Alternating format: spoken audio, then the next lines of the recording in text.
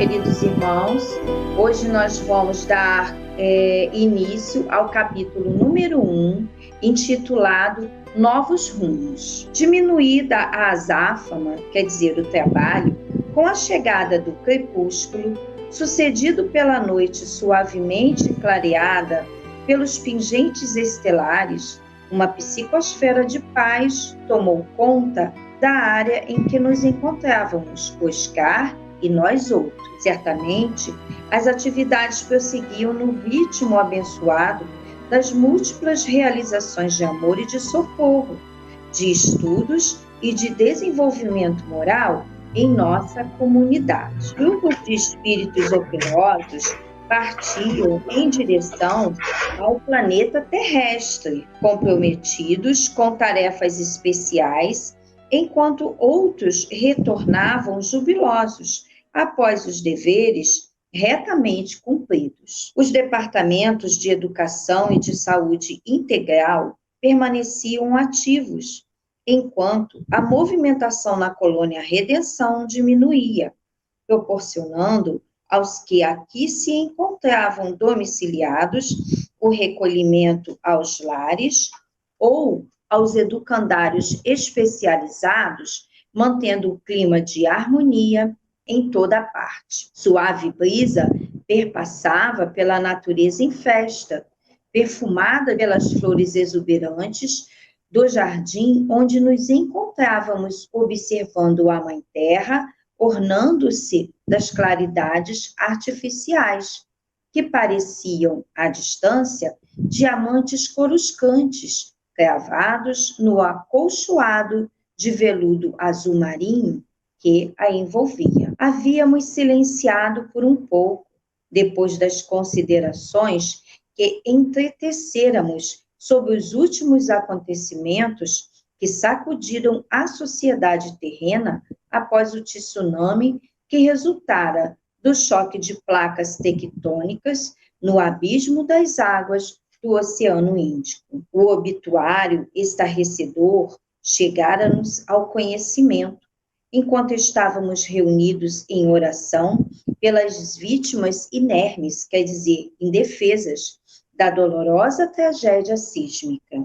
A administração da nossa comunidade destacara 200 de especialistas em libertação dos despojos carnais, a fim de cooperarem com os guias da humanidade, auxiliando aqueles que foram atingidos pela fúria das ondas gigantescas e das suas consequências. Dialogáramos a respeito dos sobreviventes, assinalados pelas dores superlativas advindas pelas epidemias que já se instalavam na região onde os cadáveres se decompunham, pela miséria defluente das perdas materiais e pela saudade inominável dos seres queridos que foram arrebatados pela morte. A fase mais angustiante se apresentava naqueles dias,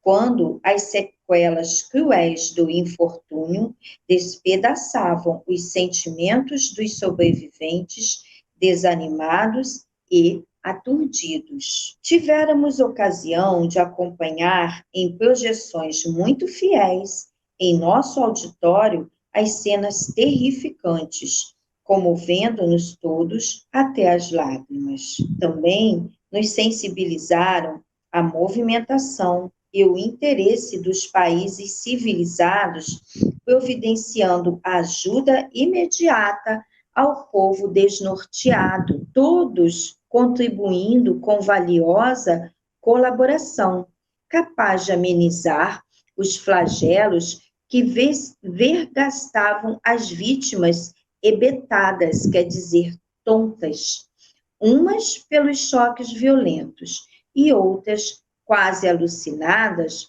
pelo desespero e pela desesperança. Queridos irmãos, mais uma vez, na tentativa de colocarmos o nosso pensamento no que ensina Jesus através do seu Evangelho e através desses amigos espirituais que tanto têm a nos oferecer do seu conhecimento, nós estamos aqui mais uma vez para estudarmos, para reflexionarmos sobre verdades incontestáveis, verdades espirituais que, através da doutrina espírita, nós temos o privilégio de conhecer, temos o privilégio de sermos contemporâneos dessas verdades e, acima de tudo, de aplicarmos em nós essas verdades evangélicas, essas verdades espirituais, porque se já temos o conhecimento de que somos espíritos imortais, somos os herdeiros de nós mesmos, que a nossa felicidade ou infelicidade depende de cada um de nós, o que está nos faltando ainda para começarmos a vivenciarmos, ainda na Terra, a felicidade prometida por Jesus?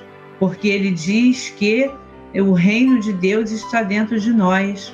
Então, se a felicidade está no reino de Deus, automaticamente a encontraremos dentro do nosso interior, dentro da nossa alma, do nosso íntimo espiritual, esse que foi criado por Deus e que, tendo começo, não terá fim. Teremos aí o resto da eternidade para desenvolvermos virtudes e sermos cada dia mais felizes, dependendo de cada um de nós, da nossa vontade e do nosso desejo de nos transformarmos. Hoje nós vamos observar o nosso querido irmão Manuel Filomeno de Miranda falando sobre a situação dolorosa do tsunami que afetou toda aquela região em torno do Oceano Índico e que levou tanto sofrimento a tantas pessoas, levou tantas pessoas ao desencarne, um desencarne coletivo com cerca de 228 mil corpos sem vida após a passagem do tsunami. Mas antes disso, nós vamos só fazer uma colocação, porque ele narra aqui que ele estava junto de Oscar, o seu amigo, na colônia Redenção. Então, só para a gente se situar, Redenção é uma colônia que foi fundada poucos anos antes da independência do Brasil. E o objetivo da fundação dessa colônia era justamente receber, orientar e fortalecer aqueles espíritos que estavam envolvidos diretamente na independência do Brasil, orientando da melhor forma possível, fortalecendo as metas para que tudo fosse realmente acontecendo segundo as leis de justiça, as leis do amor que Jesus nos ensinou. Então, essa colônia, ela teve uma das suas fundadoras, Joana Angélica de Jesus. À época, ainda não era Joana Angélica de Jesus, mas nós sabemos que Joana Angélica de Jesus foi uma das reencarnações de Joana de Ângeles, e ela, como essa personalidade, ela foi uma mártir da independência, e ela própria auxiliou na fundação da colônia, depois reencarnou-se na Bahia e trabalhou pela independência do Brasil. Então, foi conhecida como uma mártir da independência. Então, nós vamos observar que ele vai falar dessa colônia, ele cita essa colônia aqui nessa obra também. Então, a gente precisa só dar uma situada no pensamento, uma orientada. E quem desejar um pouco mais de informação acerca dessa colônia, no capítulo 1, Compromissos Iluminativos, do livro Sexo e Obsessão, ele vai narrar com maiores detalhes essa colônia, os objetivos dessa colônia e como ele já vinha trabalhando lá. E agora, aqui nessa obra, ele vem também falar dessa colônia que eles estavam lá, e de lá ele tem aquela fala poética, aquela fala doce, aquela fala onde ele eleva o Criador, até mesmo numa prece, sem ser dita uma prece. Quando a gente observa ele falando da Mãe Terra, quando a gente observa ele falando do céu estrelado, dessas coisas que somente Deus tem o poder para criar, e Jesus e todos os seus emissários para cuidar, não é? Então, ele tem toda essa fala poética, todo esse delinear de pensamento para situar o nosso pensamento também no lugar onde ele está. E lá nessa colônia ele vai falar que é um lugar da onde saem muitos espíritos que vêm trabalhar aqui na Terra. E o que a gente percebe disso? Nós vamos ver que em João, no capítulo 18, quando ele fala a respeito, capítulo 14, versículo 18, quando ele fala, Jesus diz, eu não vos deixarei órfãos. Então aqui a gente tem uma pequena noção do que é não ser órfãos. Enquanto a gente está no nosso trabalho aqui, tanto de dia quanto de noite, no meio das nossas lutas, espíritos luminosos, operosos do Cristo, eles se deslocam dessas colônias para virem nos ajudar, nos orientar à marcha do progresso. Então ele narra que naquele momento em que eles estavam acalmando o trabalho, a colônia gozava de um momento de paz, de harmonia, e aqueles que estavam trabalhando ao longo do dia na Terra estavam retornando, enquanto que outros espíritos estavam saindo de lá para vir também trabalhar, enquanto nós passamos a nossa noite. Então é importante que a gente perceba que o corpo vai dormir, o sono vai fazer parte da nossa vida de encarnado, mas o espírito ele não precisa desse repouso como o corpo e ele pode continuar trabalhando. Então que a gente faça a Deus uma prece antes de dormir e se envolva com esses espíritos, até para que depois de aprendermos com eles, possamos também auxiliar por nossa vez nos trabalhos executados para toda a humanidade enquanto espíritos encarnados na Terra, no planeta Terra. Então ele fala aqui a respeito do tsunami e vai falar sobre o aterrador número de óbitos, né, como nós já comentamos no início.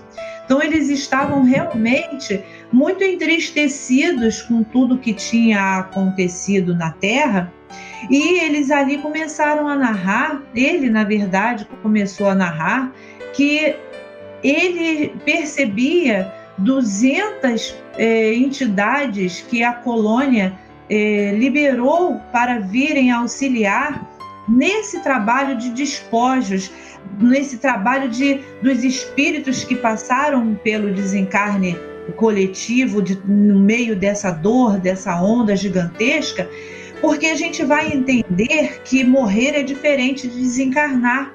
Qualquer um pode morrer, mas desencarnar, liberar-se do corpo físico, essa já é uma tarefa mais difícil, mais complicada, porque nós aqui encarnados estamos muito habituados às coisas materiais. Nós estamos ainda com a nossa visão muito pequena em relação à vida que nos espera depois da morte do corpo físico.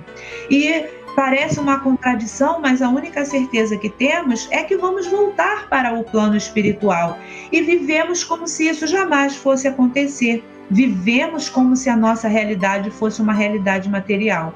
Então, surpreendidos por esse tsunami, muitos espíritos ainda estavam ligados aos seus corpos físicos, aos seus despojos carnais, e 200 entidades vieram a ajudar. E olha que ele fala que são espíritos especialistas nessa área.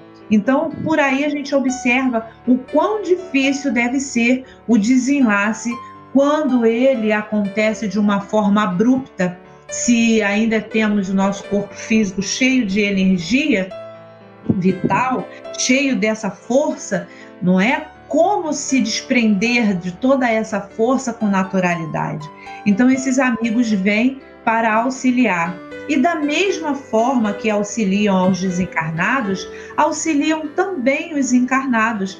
E aí a gente vai observar quando ele fala aqui a respeito de 4 situações muito dolorosas. A primeira, ele fala aqui, a dor superlativa por tudo que estava acontecendo. Não temos como imaginar essa situação, não temos como observar com detalhes o que essas pessoas, os encarnados, passaram naquele momento, aqueles que ficaram depois do desencarne coletivo, ficaram, a gente sabe, muitas pessoas, muitos espíritos encarnados. Então era uma dor superlativa.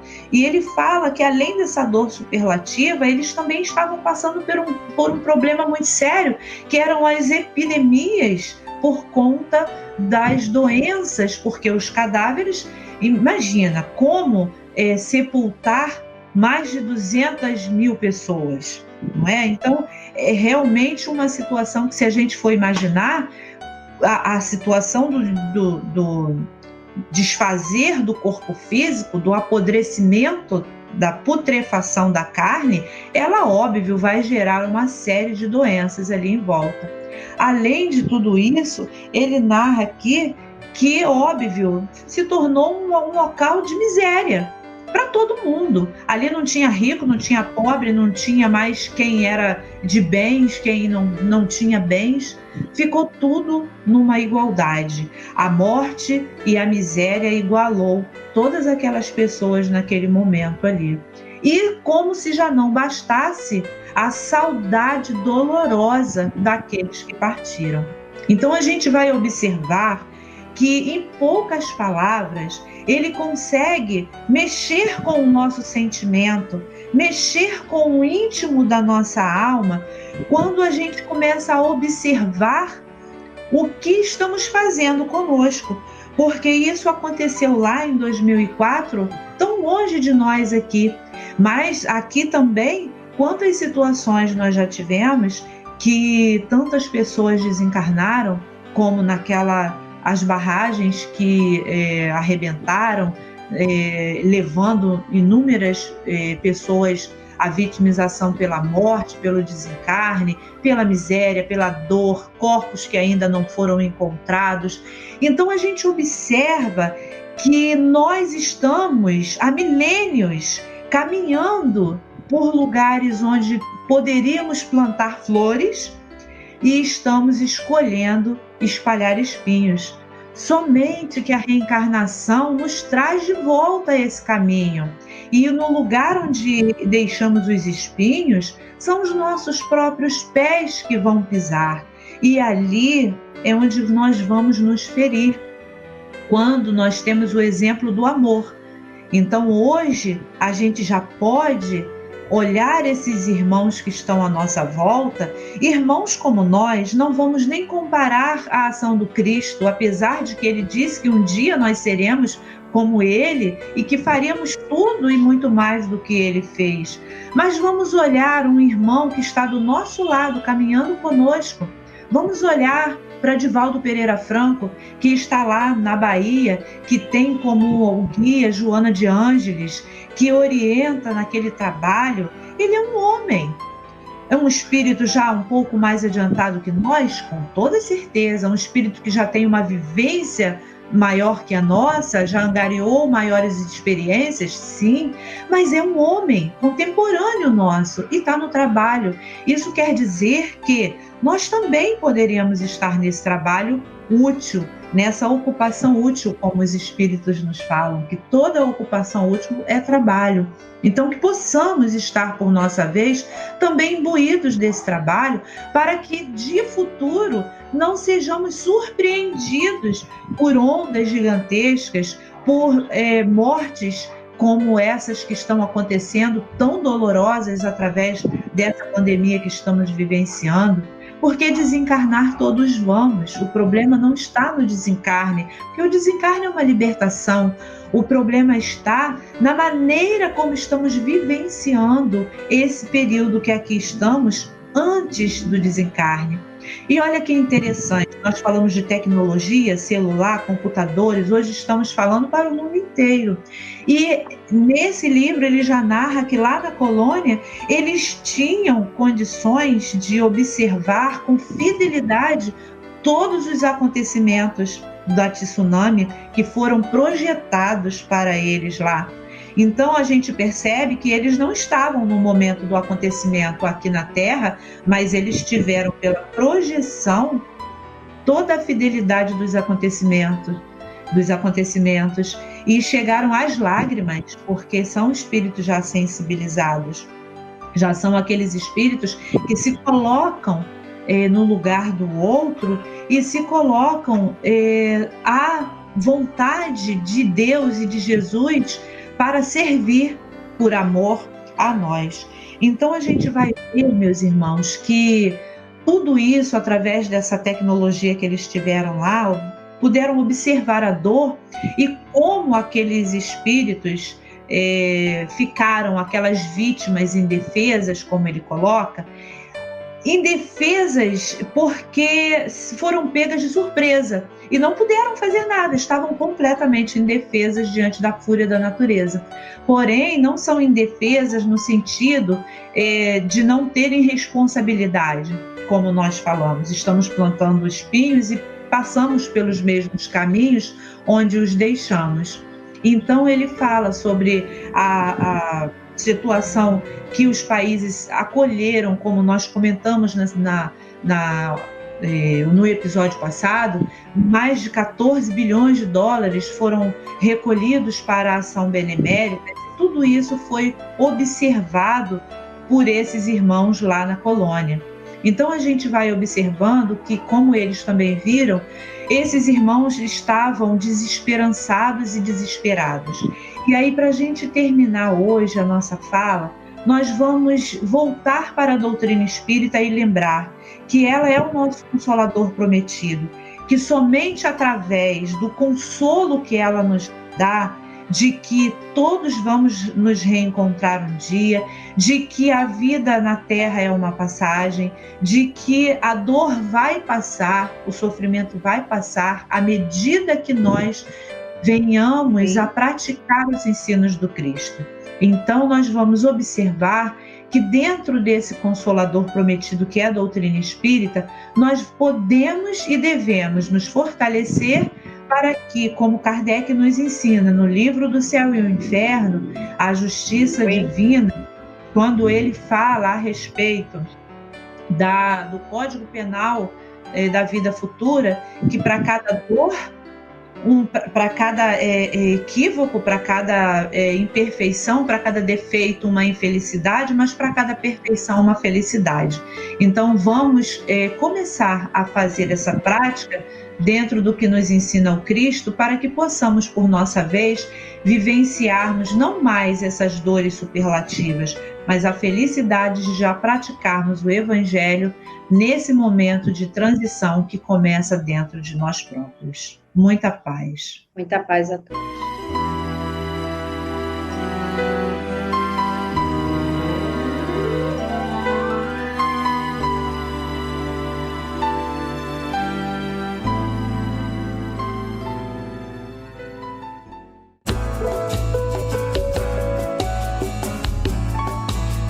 Muito obrigado por assistir o canal Renovo Espírita. Consolando corações em tempos difíceis.